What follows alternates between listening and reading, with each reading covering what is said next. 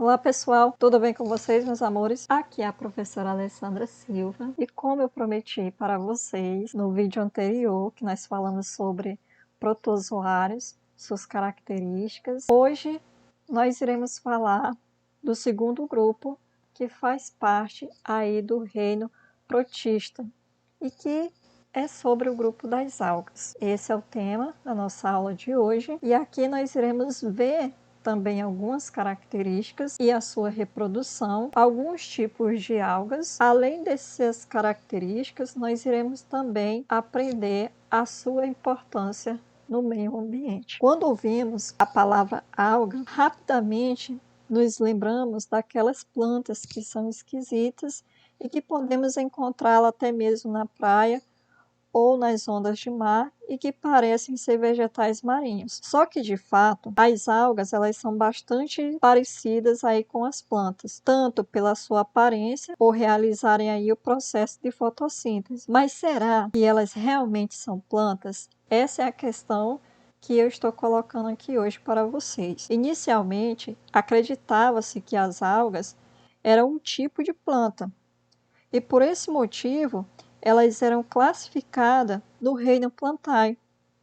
Só que hoje nós sabemos que as semelhanças entre os dois tipos de seres vivos são poucas, sendo que as algas elas surgiram em média de 2 milhões de anos antes das plantas mais simples, e existe uma característica que é muito fácil de nós observar, sendo que não possui nenhuma estrutura como a questão de raiz, caule e folha, como é o caso das plantas, que existem essas características. Hoje, as algas elas estão inseridas praticamente no reino protista, que é o segundo grupo que eu tinha prometido para vocês na aula anterior e que estou trazendo aqui hoje para vocês. E sendo que essas algas, algumas delas são visíveis apenas no microscópio e outras elas são visíveis a olho nu. No decorrer da apresentação do conteúdo, nós iremos observar quais são essas algas que são visíveis a olho nu e também que são visíveis aí apenas com a ajuda do microscópio. Só que quando nós também falamos sobre algas, o que realmente elas são, já que não existe a mesma característica que as plantas. As algas, elas são organismos que realizam fotossíntese. Além disso, as algas elas podem ser localizadas nos mares, em rios e também em lagos. Sendo que o que eu estou querendo trazer aqui para vocês é que as algas, além de serem encontradas nesses lugares, elas também vivem em lugares úmidos, sendo que no momento em que a gente coloca isso em pauta, está se referindo que trata-se de um lugar que elas necessitam para poder sobreviver e também se reproduzir. Só que as algas também, elas contêm as suas características. As algas, elas podem ser seres eucariontes, que são organismos que são formados por células eucariotas, e também podem ser seres autótrofos. Trata-se de organismos que fabricam os seus açúcares, que é uma substância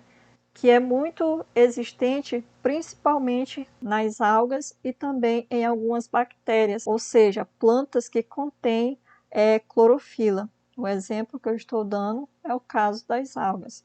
E como eu já falei anteriormente, existem sim algumas bactérias que elas também têm essa característica. E outra característica que está relacionada às algas é que elas podem ser unicelulares e também podem ser multicelulares ou pluricelulares.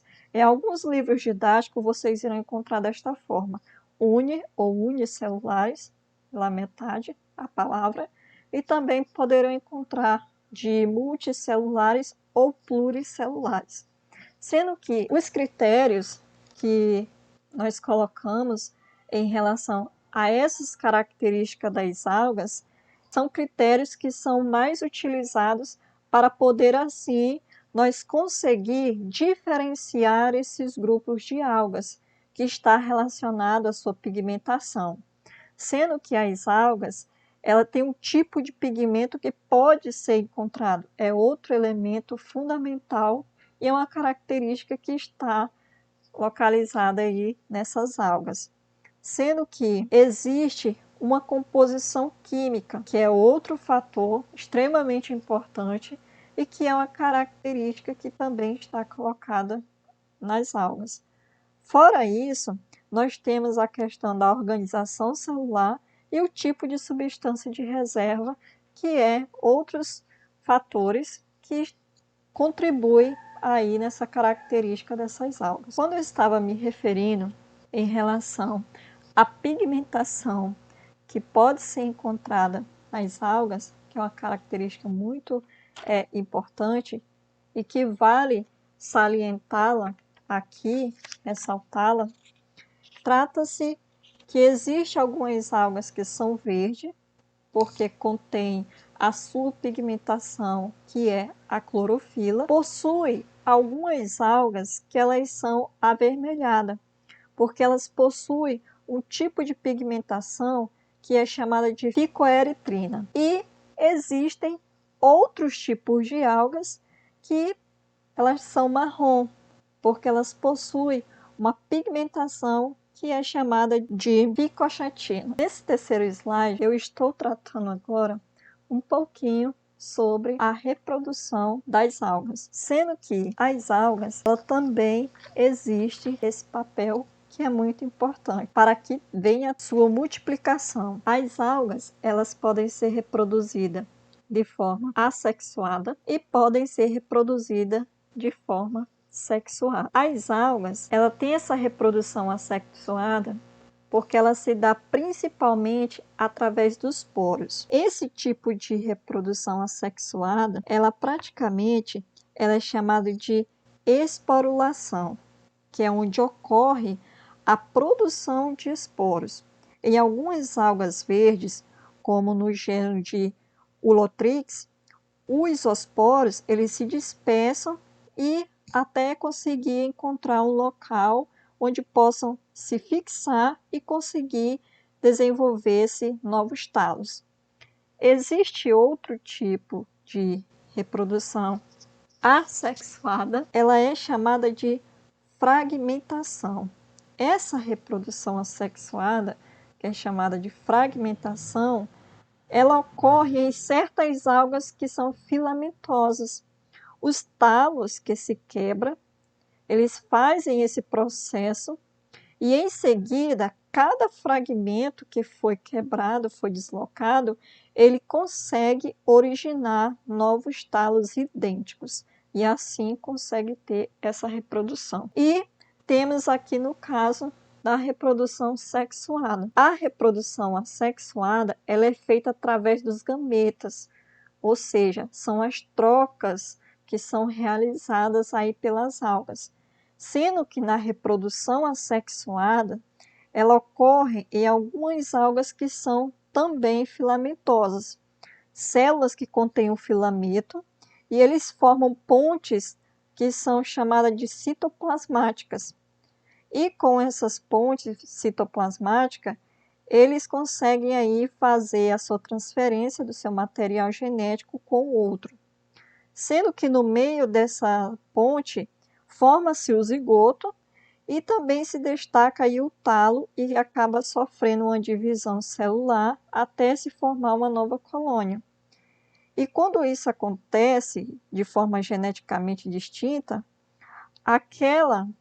ela acaba originando aí outra, né, da mesma espécie, só que isso é chamado de reprodução sexuada, cujo nome nós chamamos de conjugação. Aqui nós vamos observar alguns tipos de algas, e que são também muito importantes e que nós vamos conhecê-las. Quando eu estou me referindo a tipos de algas, eu estou colocando sobre a classificação dessas algas. Há vários tipos de algas. Só que para facilitar melhor a compreensão, eu dividi aqui na nossa aula algumas algas que elas são unicelulares e algumas algas que são aí pluricelulares ou multicelulares. Sendo que no grupo das algas unicelulares, eu tenho o Euglonofitas. Este grupo trata-se que são seres microscópicos e que quando em grande quantidade, ele dá uma coloração esverdeada, que é a clorofila. Temos aqui também que faz parte desse grupo unicelulares, as pirófitas. A maioria, elas vivem no mar. Essas algas, elas conseguem se locomover aí com seus movimentos giratórios por meio de dois flagelos e por isso também são conhecidas como dinoflagelados. Temos também no grupo unicelulares os bacillarifóceas. Esse tipo de grupo são algas que são praticamente de forma diatomáceas e são as que melhor representam esse grupo. São as famosas por terem aí as suas carapaças protetoras que são feitas de um material chamado de silicas. Sendo que a média em que elas vão morrendo, essas carapaças elas conseguem se acumular no fundo do ambiente aquático e que podem ser de água doce e também de água salgada. Depois de alguns anos, elas têm-se um material que é bastante rico, que é a silica, conhecido como diatômito, e que é muito útil também para o homem, inclusive aí também para a fabricação de tijolos e até mesmo para alguns produtos de cosméticos. O segundo grupo que faz parte das algas são os pluricelulares. Entre as algas pluricelulares, há predominantemente alguma ocorrência de algas macroscópicas, ou seja, que são visíveis aí a olho nu. Sendo que nesse grupo eu destaquei algumas aqui, que a primeira é chamada de clorofíceas, que há muitas espécies desse grupo e, sobretudo, são espécies marinhas. Algumas, inclusive, são comestíveis e muito populares também em alguns países orientais, como são ricas também em clorofila, porque elas também possuem um pigmento verde que é bastante predominante e muito chamativo aos olhos das pessoas. E por isso, esse tipo de alga que faz parte deste grupo pluricelulares, eles são conhecidas como algas verdes. Temos aqui o segundo, que é conhecido como rodófices, também fazem parte desse grupo das algas pluricelulares, porque elas possuem aproximadamente 5.000 espécies e são mais conhecidas como algas vermelhas. E muitas de suas espécies elas são utilizadas pelo homem diretamente e de forma como a produção aí de gelatina e também algumas dessas espécies elas são utilizadas em gastronomia, com a fabricação aí de sushis e também de outros alimentos para que assim possam ser consumidos. Dentro desse grupo, nós também temos a feófcias, faz parte do grupo pluricelulares e que também é um tipo de algas, sendo que essas feófcias, elas são quase exclusivamente marinhas. Entre as suas espécies, o que podem variar bastante de cor e também variar bastante é o seu tamanho. Existem algumas algas mais conhecidas, aí no caso, como as dos gêneros, e popularmente são conhecidas como sangaço, que é um tipo de alga que faz parte deste grupo pluricelular. E qual é a sua importância? Há muitas razões para se compreender em relação à importância das algas para a natureza, neste caso, sendo que a que nós conseguimos destacar apenas são duas que são mais relevantes. A primeira é que, assim como os vegetais, são bastante forte em relação à questão de fonte de energia para todos os animais terrestres, e as algas elas são a base para o equilíbrio ecológico dos ambientes aquáticos. Dentro desse contexto, em relação à sua importância, basta recordar também alguns estudos sobre a questão da cadeia alimentar. Seres que são autrótrofos e que possuem aí também o seu próprio alimento e que são fonte de energia aí para outros seres. Dentro desse elemento, quando nós falamos sobre a importância das algas, existe também, por sua vez, aí que são fontes, né, que são extremamente importantes, além da energia que vai sendo transmitida e compondo também um sistema bastante complexo. Se faltar a base, tudo acaba sendo desfeito. Só que por isso a natureza ela é tão delicada. E devido a isso, se fala tanto em questão de preservação ao meio ambiente, desenvolvimento sustentável e diversas outras palavrinhas que nós vem ouvindo no nosso cotidiano, no nosso dia a dia, seja na escola, seja no trabalho, seja em casa, seja numa conversa com os seus colegas ou com seus amigos. O segundo ponto que eu vou colocar aqui para vocês sobre a importância das algas é que as algas são importantes para a manutenção da composição de gases da atmosfera e por meio também da fotossíntese. Como nós sabemos, a fotossíntese ela tem como resultado a liberação de oxigênio no ar. Sem ele, no caso, sem a fotossíntese, ninguém poderia existir. Só que as florestas, elas também são fundamentais e que fazem também esse papel, que praticamente nós podemos dizer que é um papel insubstituível. Mas boa parte aí do oxigênio que produz fica por lá mesmo, só que é muito consumida aí pela biodiversidade. E o volume de água que a Terra tem, de forma evidente, é muito superior. E pouco do oxigênio que as algas produzem é liberado e concedido também. Só que isso vai estar de acordo com todos os seres vivos também que vivem no nosso planeta. Por isso que é muito importante a gente estar preservando, estar cuidando e fazer com que isso venha a ficar de forma mais amigável, mais harmoniosa e mais controlada. Então, meus amores, aqui foi a nossa aula de hoje. Eu espero que vocês tenham gostado. Eu desejo a vocês um forte abraço e uma ótima semana para todos. E até o próximo encontro, que nós vamos aprender um pouquinho sobre fungos.